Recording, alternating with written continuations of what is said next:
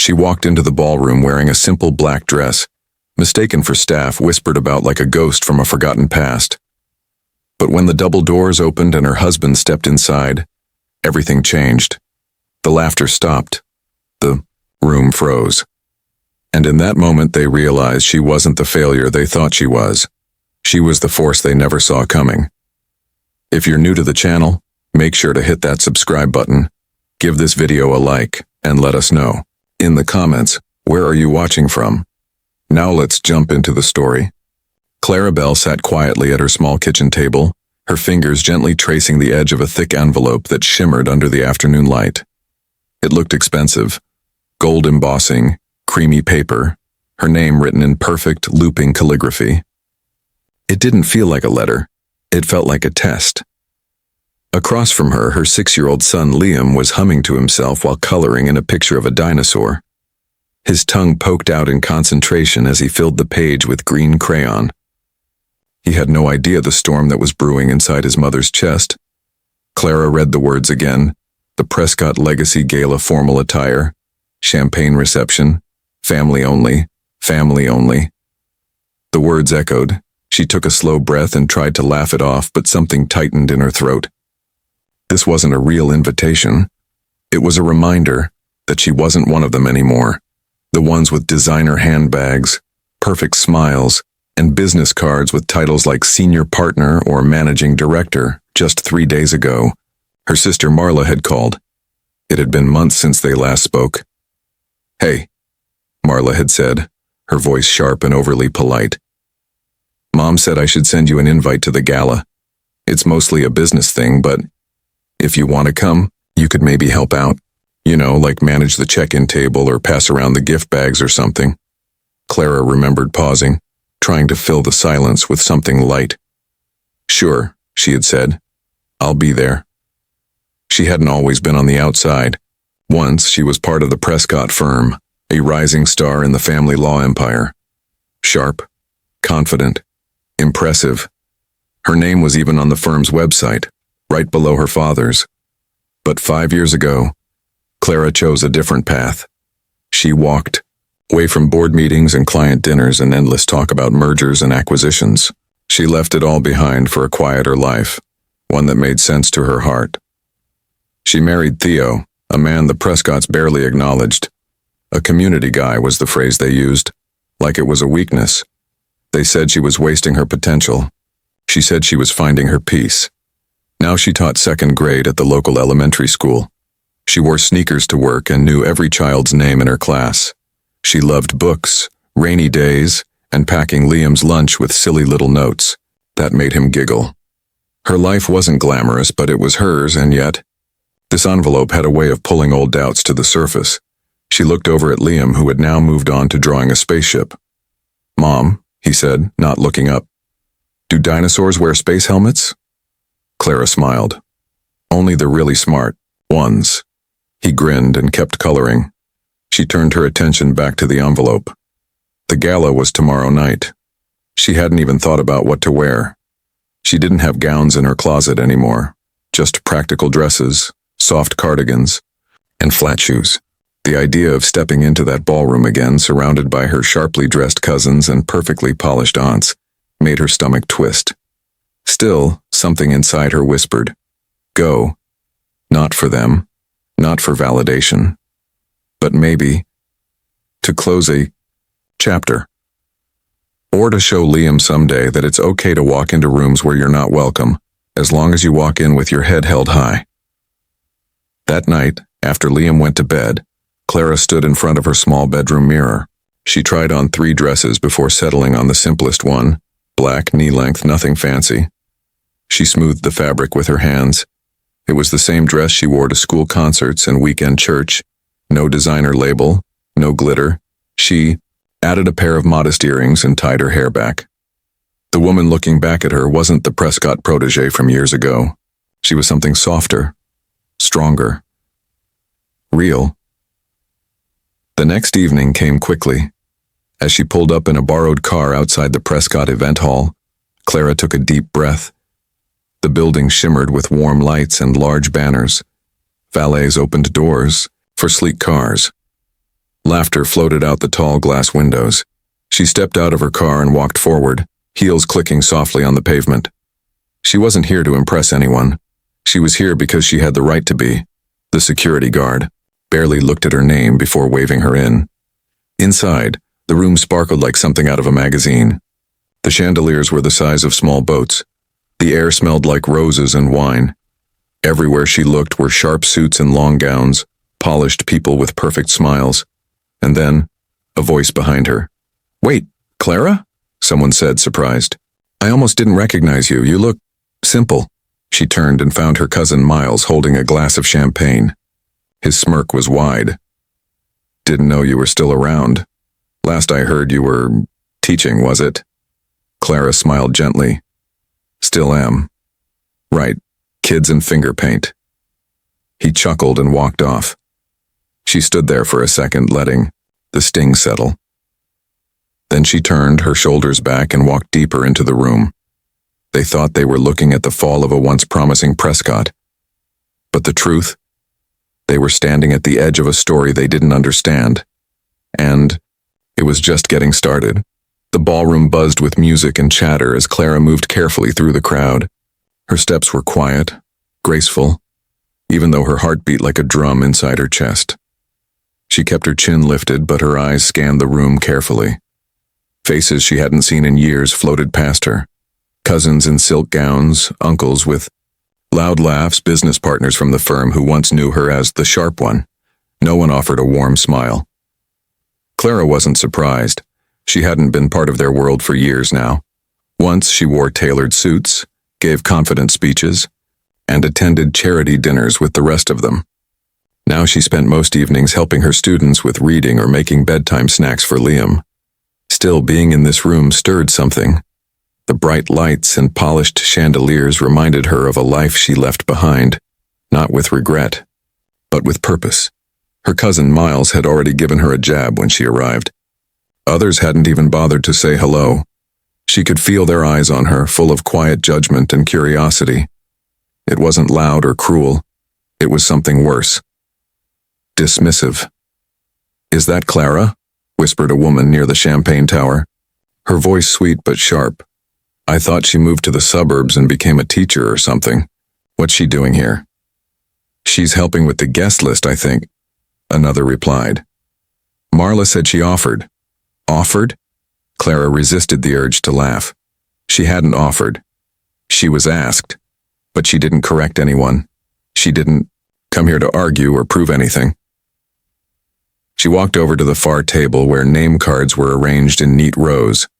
Marla stood nearby in a deep green gown, her blonde hair swept up like a model on a billboard. She glanced at Clara quickly, then turned back to her conversation. Clara placed her purse behind the table and started organizing the name tags. Her hands were steady, polite, useful, just how her sister preferred her. 10 minutes passed. Then 20. She poured champagne for a guest. She pointed an elderly man toward the restrooms. She smiled when someone asked if she worked for the event planning team. "Yes," she said simply. It was easier that way. She wasn't ashamed of her life, not for 1 second. But tonight, she felt the sting of invisibility. These people had already decided what her story was. To them, Clara was the one who gave up, the one who chose a small life. They couldn't see the things that really mattered, like the boy who cried in her arms last week because he didn't know how to read but now could write his name with pride, or the girl who used to hide behind the bookshelves but now raised her hand every morning with a brave smile. Those were her victories. But in this ballroom, they didn't count. "Clara!" A cheerful voice interrupted her thoughts. Nina Gale, a longtime family friend, walked over in silver heels and a sparkling shawl. "Goodness, I haven't seen you in ages. You look well." Clara smiled. "Thank you, it's been a while." Nina tilted her head, always the curious type. "Still teaching?" "Yes, I am." "Second grade." Nina sipped her drink. "That must be rewarding. Do you miss the firm?" Clara paused. "No, I don't. I think I found where I was meant to be." Nina gave a tight smile, the kind people give when they don't quite understand your answer. That's nice. Well, it's lovely to see you. And just like that, she was gone. Clara sighed and looked around the room again. Everyone seemed so shiny, so sure of themselves. She didn't envy them, but being here reminded her how different her path had become. It wasn't bad, just invisible, to people who measured success with titles and bank statements. She glanced at her phone. Still no message from Theo. He'd said he'd come, just a little late. There was a school board meeting he couldn't miss. Still, doubt tugged at her thoughts. Maybe he'd step inside and feel what she was feeling now, that tight squeeze of judgment, the cold glances that cut more than words. But no, Theo wasn't like that. He was steady, brave in quiet ways. She turned toward the large mirror that lined one side of the room. Her reflection stood out among the glittering gowns and polished smiles. No expensive dress, no diamond earrings. Just a woman in black, her hair in a simple knot, holding a tray of champagne glasses she hadn't planned on serving. Still, she didn't look small. She looked real. A pair of women walked past her, whispering behind their hands. Clara heard them. Wasn't she supposed to be a partner? Like, she had a future. I don't get why she threw it all away. Clara turned slowly, catching their eyes. I didn't throw anything away, she said gently. I just chose something different. The women blinked, surprised, then turned away, without another word. Clara walked back to her table, a quiet strength growing inside her. Let them whisper. They didn't know the full story. Not yet. Clara stood beside the name table, pretending to rearrange the place cards for the 5th time. She checked her phone. Again, still no message from Theo. The laughter and clinking glasses behind her made everything feel far away, like she was watching a scene from someone else's life. The kind of life she used to chase once upon a time. She could hear her cousin, miles from across the room, laughing too loudly, likely repeating one of his usual stories. He'd already made his opinion clear. Clara belonged in classrooms, not boardrooms, and certainly not in ballrooms like this. Clara took a quiet breath and lifted her gaze to the massive double doors at the front of the hall. If Theo didn't come soon, she'd have to make an excuse to leave. She wasn't angry, just tired. Tired of pretending that this room hadn't once meant something to her. Tired of feeling like her life needed defending. Then the doors opened. At first, it didn't seem like a big moment. The music didn't stop. The lights didn't flicker. But slowly, almost like instinct, people turned their heads. Conversations dropped mid-sentence. Forks paused halfway to mouths. Clara looked up and her breath caught. There he was. Theo stood in the doorway, tall and calm, wearing a charcoal gray suit that fit like it had been made just for him. His tie was a deep blue, simple but strong. He didn't wear anything flashy, no gold watch, no designer cufflinks. And yet the room seemed to tilt when he entered. He scanned the crowd, ignoring the curious glances and raised eyebrows. Then he spotted her. Clara. The look in his eyes softened. The moment he found her, he smiled. Not the forced kind you give to strangers, but the kind that says, I see you, without speaking a word. He walked toward her, his pace even, his back straight. As he moved through the room, people parted without realizing it, their whispers replaced by silent stares. A few of the older guests exchanged confused looks. Who was this man? When Theo finally reached Clara, he gently brushed a strand of hair behind her ear, then leaned in and kissed her forehead.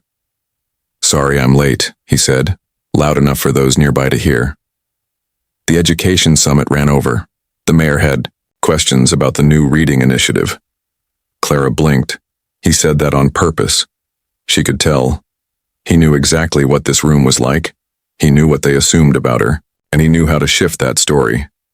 Around them, silence grew. From across the room, Marla's head tilted slightly. Miles stopped mid-laugh. Even Nina Gale leaned in with new interest. Education summit? Someone asked. Theo nodded, still standing, close to Clara. We've been working with underfunded schools across the state. Clara designed the entire reading program. Another guest stepped closer. Wait, Clara? You're running education reform projects now? Theo turned to them, smiling. She runs the foundation, I just help where I can. Gasps didn't fill the room. This wasn't a dramatic TV moment, but something real and meaningful shifted in the air. Whispers changed tones, from judgment to curiosity, from mockery to quiet admiration. Clara's uncle, her father's brother, walked over with a glass of wine in hand. I heard about that program. Didn't realize you were behind it, Clara. Clara gave a modest nod. We started small. 1 school, then 3. Now we've got support from the city council. We're focused on early literacy. You don't say, he muttered, clearly impressed. From the corner, a younger cousin chimed in. Is that why our company started donating to those schools in the city? Theo smiled again. That was Clara's idea. She met with your board anonymously. She didn't want her name attached, just results. More heads turned. Suddenly, the woman in the simple black dress wasn't invisible anymore. She wasn't the teacher, the helper, or the girl who walked away. She was the woman who built something, quietly, without asking for recognition. Clara looked up at Theo, who gave her that soft, familiar smile. The one that told her she never needed a stage to matter. The one that reminded her she was always more than enough. People didn't rush to clap or cheer. That wasn't the kind of night it was, but the change was there. They were listening now. Even Marla had stepped closer, a question in her eyes. You really started a foundation? Clara nodded. We're just getting started. For the first time all evening, Clara wasn't surviving the room. She was owning it. And it wasn't because she fought louder or dressed better or dropped fancy names. It was because she had chosen something deeper. And now people could finally see it. The music had changed. It was softer now, slower. The kind of music that let people think instead of talk. The energy in the room had shifted, like a breeze moving through a field of tall grass. No one said it out loud, but something had happened. Something small, yet meaningful. Clara stood near the edge of the ballroom with Theo beside her. He had one hand resting gently on her back, his touch steady and sure. Around them, conversation had shifted from business deals and stock portfolios to something else. People were asking questions. How many schools are part of the program now? Do you work with students directly? Would you speak at our next leadership event? Clara answered them with calm, clear words. She didn't brag. She didn't sell anything. She just spoke from the heart, about books, about children, about hope. And that more than anything made people listen. One woman, a CEO Clara had once interned for in law school, leaned in and said quietly, I wish someone like you had been at my school growing up. Clara's smile was soft. That's why we do what we do. She wasn't looking for attention, but now that people were truly seeing her, they weren't seeing the person they once judged. They were seeing the purpose she'd lived quietly for years. And somehow that mattered more than any title ever could. Not far away, Marla stood by the bar. She was watching Clara, a glass of sparkling water in her hand, her expression unreadable. Clara walked over slowly. They stood together in silence for a moment before Marla finally spoke. You know, when you left the firm, I thought you were running away. Clara didn't answer right away. She let her sister's words hang in the air like a flag waiting to be claimed. I wasn't running, Clara said gently. I was just choosing a different finish line. Marla looked down, then back up. Her voice was softer now. I didn't know about any of this. I assumed you were just drifting. Clara nodded. A lot of people did. Marla looked out at the crowd, where a small group was still chatting about education reform. You've done something real, Clara. I don't think I ever said that. Maybe I didn't even see it until tonight. Clara offered a small smile. That's okay. I didn't do it to be seen. Marla hesitated, then reached out and touched Clara's arm. Still, I'm proud of you. Those words, simple as they were, landed like a soft weight in Clara's. chest. She hadn't needed them. Not to survive. Not to succeed. But hearing them still unlocked something old inside her. Something that had waited quietly for years. "Thank you," Clara said. They stood there for a moment longer. Two sisters with different stories, finally meeting in the same chapter. As the evening drew to a close, the crowd began to thin. The lights dimmed. The music faded into a slow waltz. Theo returned to Clara's side and placed her coat gently over her shoulders. "You okay?" he asked. Clara looked around the room one last time. "Yeah, I am." They walked outside together, into the cool night air. The wind was light and the stars blinked quietly above the city skyline. The event hall glowed behind them, still full of laughter and crystal glasses. But Clara didn't feel tied to it anymore. She felt free. They reached the car and paused before getting in. Clara turned to look back at the building.